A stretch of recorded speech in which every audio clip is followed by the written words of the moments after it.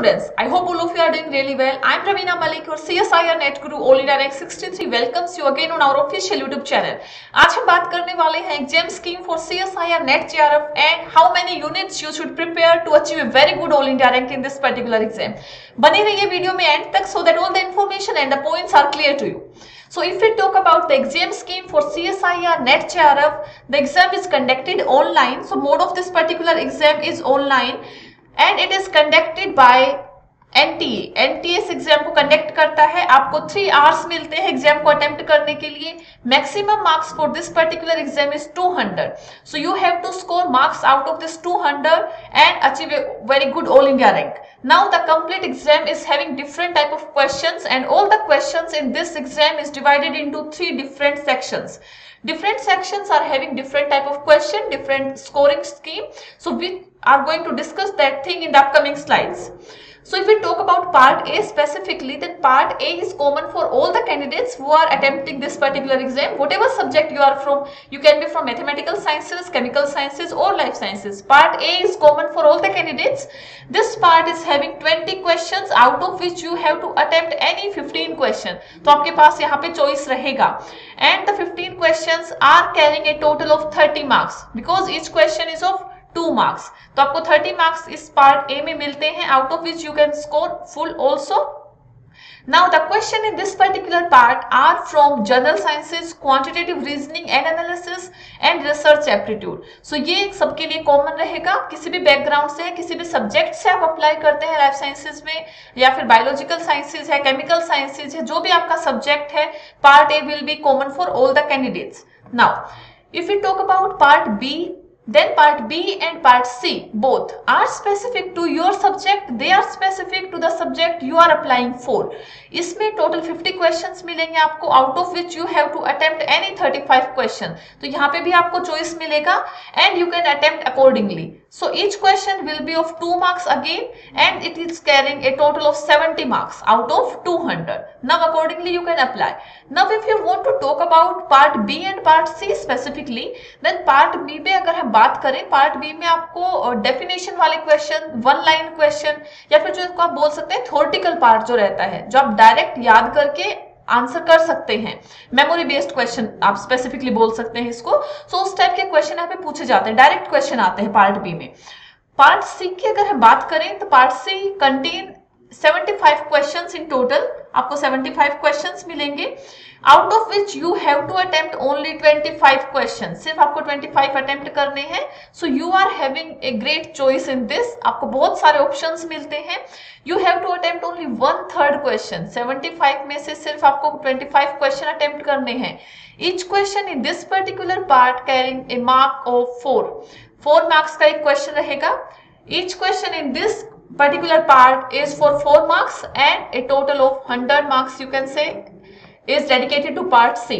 Now part C में क्या specific है? part C में जो questions रहेंगे they are there to check your scientific knowledge and your analytical nature to attempt any question. तो ये जो question रहते हैं डायरेक्ट नहीं आते हैं. they are conceptual questions. if you know the concept very well, if you are having thorough knowledge of any concept, if you are having thorough knowledge of any concept and you are having analytical approach, then only you can solve this question.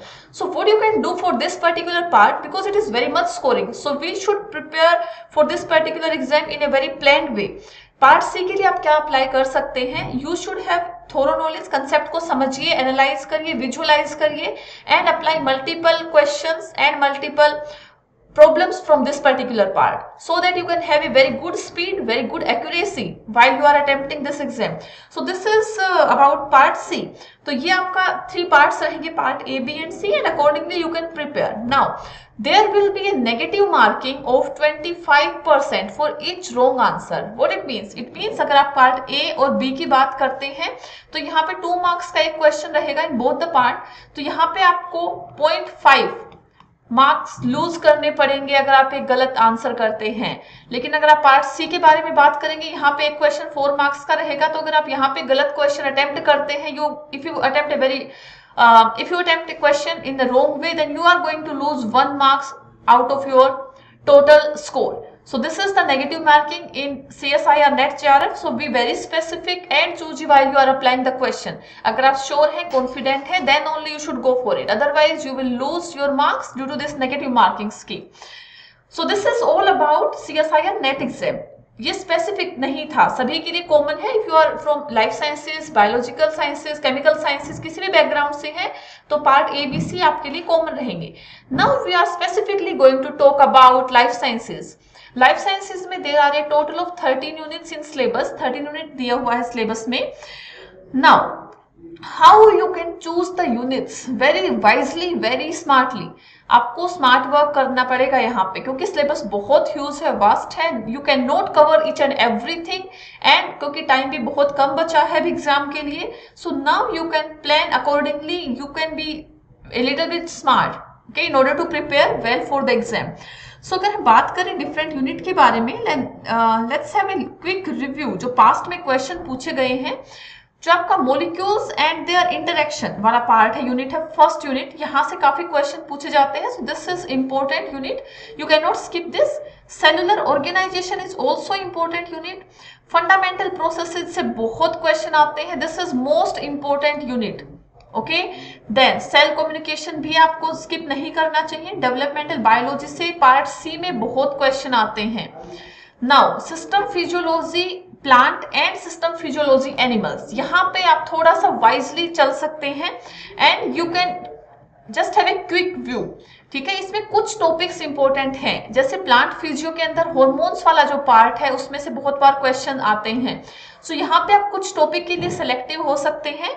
Next बात करते हैं inheritance biology. This is also important from exam point of view. यहाँ से काफी question पूछे जाते हैं every year. Diversity is not that important, you can take it just a quick review, आप इसमें ले सकते हैं. इकोलॉजिकल प्रिंसिपल में भी आप क्विक रिव्यू ले सकते हैं. अगेन आपका evolution and behaviour, this is very important unit. यहाँ से बहुत क्वेश्चन पूछते हैं और डायरेक्ट क्वेश्चन आते हैं. ओके, इवोल्यूशन में जो डिफरेंट आपके प्रिंसिपल्स है, वहां से जो आपका डायरेक्ट फॉर्मूलाज है, there are a few formula also, तो वहां से डायरेक्ट क्वेश्चन आते हैं. अप्लाइड बायोलॉजी को you can just have a quick review, आप उतना टाइम ना इस पे डाइवर्ट करें if you are planning smartly. And methods in biology again very important. इसमें आपका जो रिकॉम्बिनेंट टेक्नोलॉजी वाला पार्ट है और अलग अलग जो टेक्निक्स हैं, they are very much scoring. Direct numerical part भी आता है यहाँ से, एंड जो एंजाइम से रिलेटेड पार्ट है वो सब इसमें पूछा जाता है. So you can plan these units according to the time you are having, and since time is very less, so what you can do, you can prepare them. जो आपका molecules and their interaction, you can go for this unit, ये आपको नहीं skip करना चाहिए.